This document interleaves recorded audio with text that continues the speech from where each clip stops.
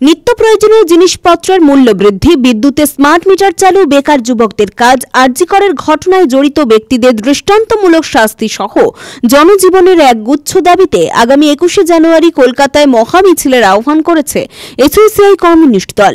সেই মিছিলকে সফল করার লক্ষ্যে শনিবার এসইউসিআই কমিউনিস্ট দলের পক্ষ থেকে বেলদা শহরে মিছিল ও পথসভা অনুষ্ঠিত হয়। এদিন বেলদা কালী মন্দির থেকে মিছিল শুরু হয়, বেলদা ট্রাফিক স্ট্যান্ডে গিয়ে শেষ হয়। পথসভা অনুষ্ঠিত হয়। পথসভায় বক্তব্য রাখেন দলের জেলা কমিটির সদস্য প্রদীপ দাস সহ অন্যান্যরা।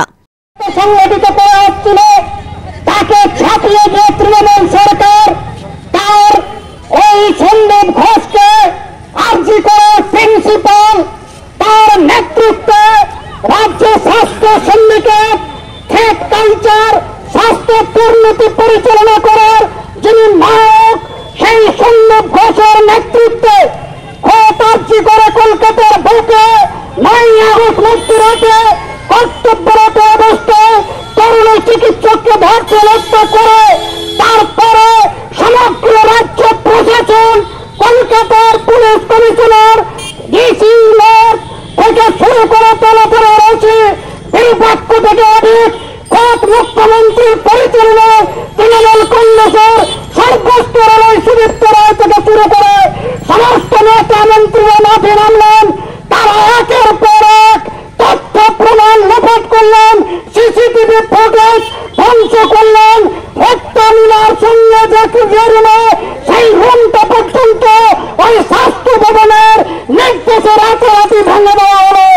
এত সমস্ত ঘটনা যার নেতৃত্বে সংগঠিত হয়েছিল সেই কুখ্যাত সন্দীপ ঘোষ, তিনি ধরা পড়লেন এবং রাতারাতি সুপ্রিম কোর্ট, বিজেপি তারা এই তৃণমূলের সঙ্গে আন্ডারস্ট্যান্ডিং করে এটাকে সুপ্রিম কোর্টে নিয়ে 4 মাস পরে সুদীপ্ত ঘোষ, ওই সন্দীপ সেন যিনি অ্যারেস্ট হয়েছিলেন, তাকে 3 মাসের মাথায় বিন্দুমাত্র চার্জশিট না দিয়ে খালাস করে দেওয়া হলো।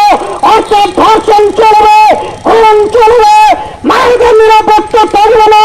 এই ভয়ঙ্কর বার্তা তৃণমূল এবং বিজেপি তদন্তকারী সংস্থা সিবিআই এবং সর্বোচ্চ কোর্ট, সুপ্রিম কোর্ট বিন্দু বিসর্গ বিচার না দিয়ে সেই বার্তাই সমাজকে দিয়েছেন।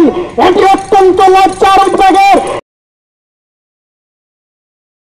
পুলক বেরার রিপোর্ট, খবর বিসিবিএস।